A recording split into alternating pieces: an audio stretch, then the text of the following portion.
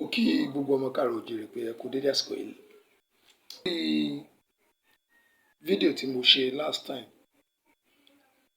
oríṣiríṣi comment, oríṣiríṣi ìpè, calls from different angles, oríṣiríṣi messages.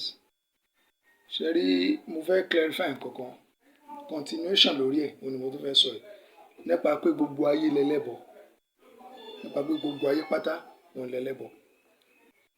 Ìtẹ́mi dẹ̀ ń ṣe analysis ni kójú ọ̀pọ̀lọpọ̀ wa ó lè ṣí àwọn ọmọ Yorùbá ká lè mọ̀ wípé inú ìgbèkùn òun ni wọ́n kó wa sí, àti mùsùlùmí ni o àti kírísítẹ̀nì ni o, àwọn òyìnbó British, àwọn Larubawa, Saudi nǹkan kan, gbogbo Arab country wọ́n kó àwa Yorùbá, ìfẹ́ sọ pé Nàìjíríà generally torí pé ọmọ Yorùbá ni mí, Nàìjíríà generally náà kó nù sọ̀rọ̀, àmọ́ mò ń sọ ọ̀rọ̀ gẹ́gẹ́ bí ọmọ Yorùbá.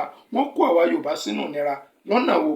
ẹ gbàgbọ́ yẹ ọ̀rọ̀ kan ní ìsìn again, bóyá mo tún parọ́ ni, bóyá parọ́ ni kẹtún wá já mi pé bóyá mo parọ́ pé ọ̀rọ̀ tí mo sọ rí bẹ́ẹ̀. Ànábì ó sọ̀rọ̀ kan, Hadith kan, láti gbàtà tí wàá kéré náà ti ń kọ́ wa ní Hadith yìí títí tá a fi dàgbà, inú wa sì máa ń dùn táwọn náà bá ń kà á, ìdùnnú la fi máa ń ka Hadith yẹn. Mọ̀ ń gbà tí òye bẹ̀rẹ̀ sí ní dé to some extent, tí Ọlọ́run fúnra rẹ̀ bẹ̀rẹ̀ sí ní fi ojú àwọn nǹkan kan ní a bẹ̀rẹ̀ sí ní fi làákàyè wá gbé ọ̀pọ̀lọpọ̀ àwọn nǹkan. Tí yóò bá ti lè lo làákàyè fún àwọn nǹkan kan, wàhálà ni. Ọlọ́run fúnra rẹ̀ tí ó fi bí àwọn ọmọ ènìyàn lẹ́jọ́ gẹ́gẹ́ bí Islam ṣe sọ, gẹ́ẹ̀ náà gẹ́gẹ́ bí gbogbo kọ́tọ́ ní tọ́lọ́run fi bí wá léèrè ẹjọ́ àwọn èèyàn, òun ni làákàyè tó fún wa. Àwọn ẹranko ò lẹ́jọ́ nǹkan tí wọ́n jẹ́ wájú Ọlọ́run, Ọlọ́run ò lẹ́jọ́ kan tí níjọ́ tí gbogbo wa bá kú tá a dèrè tá a déwájú Ọlọ́run, ẹjọ́ kìnnìkan Ọlọ́run ò ní ẹjọ́ tí ó bí gbogbo ẹranko léèrè. Àwọn èèyàn lọ́lọ́run bí léèrè ẹjọ́. Kí wá nídìí tó fi wá léèrè ẹjọ́? Torí làákàyè tó fún wa. Kí wá láǹfààní làákàyè tọ́lọ́run fún wa tá a bá nílé lò? Ẹ gbọ́rọ̀ yìí nínú Hadith kan tá a kà, wọ́n ní torí pé èmi ò gbà pé Ànábì ló sọ̀rọ̀ yẹn, ìgbà tó bá sì jẹ́ pé lóòótọ́ Ànábì ló sọ̀rọ̀ yẹn, a jẹ́ wípé àbòsí òun ni wọ́n fi sọ̀rọ̀ yẹn, láti lè fi kó àwọn ìran míì sínú oko ẹrú, àbí láti lè kó àwọn ìmíì sínú ìdààmú, àbí láti lè jẹ́ kí orílẹ̀-èdè títí wọn Saudi Arabia, Arab countries, láti lè jẹ́ kó look like pé àwọn ni ọ̀gá gbogbo àgbáyé, tí ó sì rí bẹ́ẹ̀. Torí pé Ọlọ́run fúnra rẹ̀ ló dá gbogbo ìran kọ̀ọ̀kan pẹ̀lú èdè kọ̀ọ̀kan pẹ̀lú ìṣesí kọ̀ọ̀kan. Kí ni Hadith yìí? Hadith yẹn ó sọ pé wọ́n ní Ànábì wọ́n ló ní òhìbò àrọ̀bíyọ̀ lè sàlẹ̀ sátìn, ó ní ẹ mọ́ nífẹ̀ẹ́ Lárúbáwá, ìran Lárúbáwá torí nǹkan mẹ́ta. Hawalan ẹnẹ ní àrọ̀bíyọ̀, torí pé èmi Ànábì ọmọ Lárúbáwá ni mí, mo wá láti ìran Saudi, mo wá láti ìran Kùrẹ́ṣì, torí bẹ́ẹ̀ pé mo jẹ́ ọmọ Lárúbáwá, ẹ mọ́ fi nífẹ̀ẹ́ Lárúbáwá. Thaniyan ẹ̀kejì ń bẹ̀, ó ní wá Qur'an àrọ̀bíyọ̀, al-Qur'an tí ó jẹ́ manual fáwọn mùsùlùmí, al-Qur'an ní o tẹ́ ń ká o, tẹ́ fi ń sọ̀rọ̀ Ọlọ́run, tẹ́ fi ń bá àwọn èèyàn sọ̀rọ̀. Al-Qur'an yìí àrọ̀bíyùn, èdè Lárúbáwá ni wọ́n fi kọ́, èdè Lárúbáwá òun ni wọ́n fi kọ́.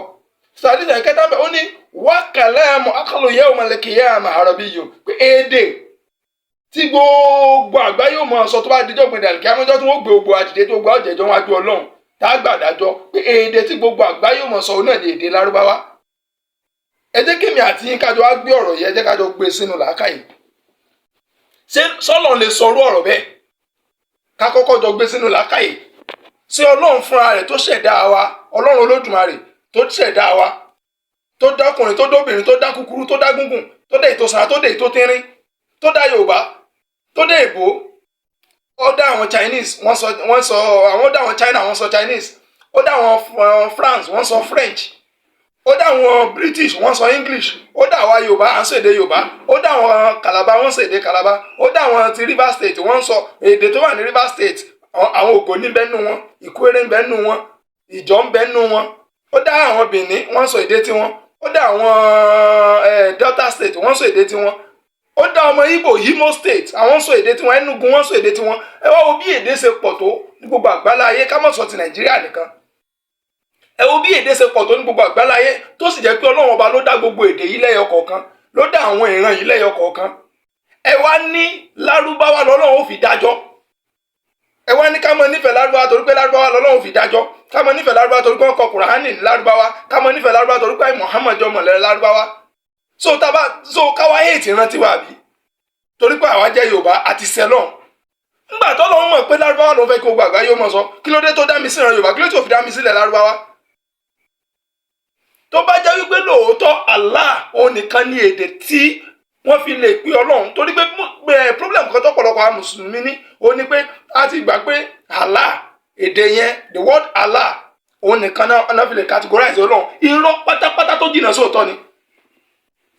Ọmọ Lárúbáwá ní ń pe Ọlọ́run ní Allah, Yorùbá ń pe Ọlọ́run ní Olódùmarè, Ọlọ́run Olódùmarè.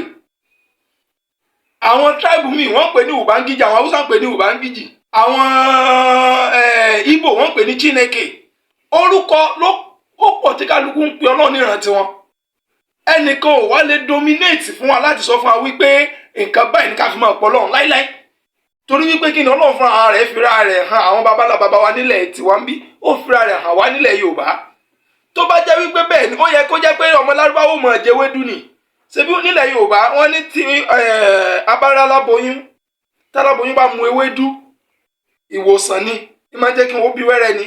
Bí ọmọ Lárúbáwá bó bá mu ewédú, ó ṣeé ṣe kí nǹkan mi ò ṣẹlẹ̀ sí. Kò jọra wọn, ẹ má jà fi wéra wọn.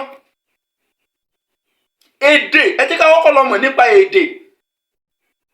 Ọlọ́run tó sọ wípé ó sọ nínú Hadith tí wọ́n ní Ànábì sọ, wọ́n pè ní Hadith kùdìsí pé Ànábì sọ pé nínú Hadith ẹ̀kọ́ Ọlọ́run bá Ànábì sọ̀rọ̀ wípé fa'arifuni qabla an ta'buduni wa lam yarifuni fa kayfa ya'buduni. Ẹ mọ̀ mí síwájú kẹ́ ẹ tó mọ̀ sìn mí, tẹ́ ẹ bá mọ̀ mí ẹ lè mọ̀ mí sìn.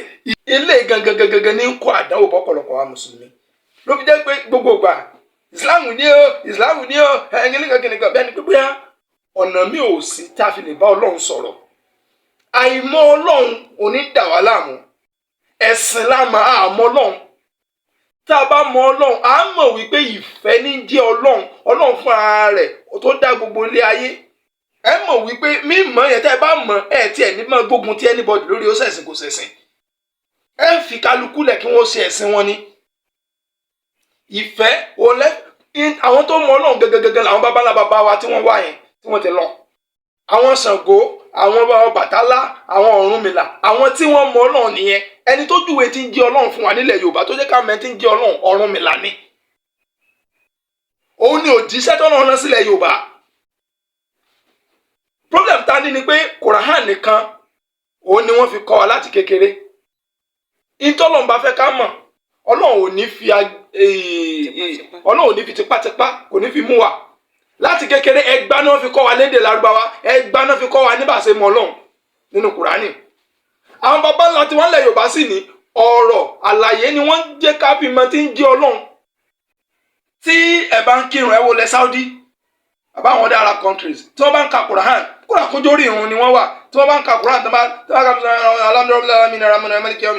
ń ka Kùránì, tí wọ́n bá mú ẹnu lé àyà mi, ẹ rí i pé ọ̀pọ̀lọpọ̀ wọn gbà mí tí wọ́n wà lẹ́yìn wọn mọ̀ sunkún. Omi ò mọ̀ bọ́ lójú wọn. Kí ni ìdí tí wọ́n fi ń sunkún? Ni pé in tí wọ́n ń kà yẹn ìtumọ̀ rẹ̀ ń dé bá wọ́n mọ̀ túmọ̀ gbólóhùn tí wọ́n ń gbọ́ yẹn. Ó lè jẹ́ pé bóyá èdè tó ń sọ yẹn, bóyá àyà tẹ́ni yẹn ń kà yẹn, bóyá ìkìlọ̀ ni, bóyá nǹkan kan ni. Wọ́n gbọ́ ìtumọ̀ ọ̀rọ̀ yẹn, wọ́n gbọ́ yékéyéké. Ìdí tí discipline fi pọ̀ láàrin wọn nìyẹn. Wọ́n gbọ́ ọ̀rọ̀ yẹn yé.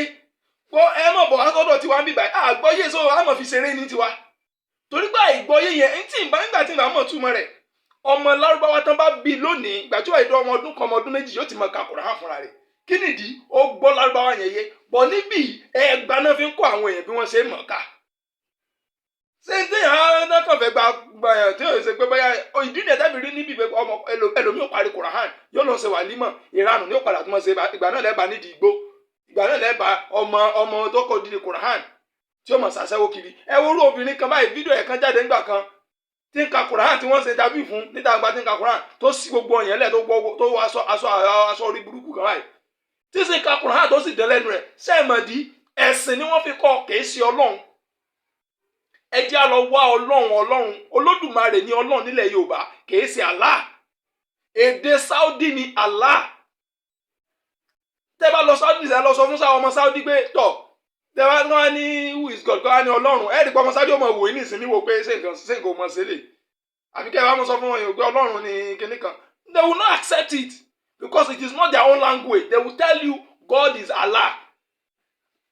A British person will tell you God is God. You cannot tell an Israelite pé Ọlọ́run o pé Ọlọ́run ni wọ́n ń pè ní God abẹ́ fàdọ́là. Ọkọ lọ sí China kó lọ mọ sọ fún pé God is Ọlọ́run. No, every tribe has their own language. Gbogbo tribe kọ̀ọ̀kan ló ní èdè tiwọn, ló ní ìṣe tiwọn. Usman Dan Fodio nǹkan àwọn tán kó Islam wá sí Nàìjíríà kọ́ ló kọ́ wa ní Ọlọ́run o. Àwọn kọ́ ni wọ́n jẹ́ ká mọ̀ tí ń jẹ́ Ọlọ́run. Àwọn tó jẹ́ ká mọ̀ Ọlọ́run àwọn baba ńlá baba wa ni. Ìbẹ̀rù Ọlọ́run yẹn náà fi sí wa lọ́kàn. Òun ni ilẹ̀ Yorùbá fi ń rójú látẹ̀yìnwá. Ìgbà tí wọ́n bẹ̀rẹ̀ sí ní mú oríṣiríṣi dé, tó bẹ̀rẹ̀ sí ní kọ́ àwọn ọmọ ní àwọn oríṣiríṣi ìmọ̀, òun ló fà tí ìdísẹ́sì fi bẹ̀rẹ̀ sí ní wọnú ìlú wa.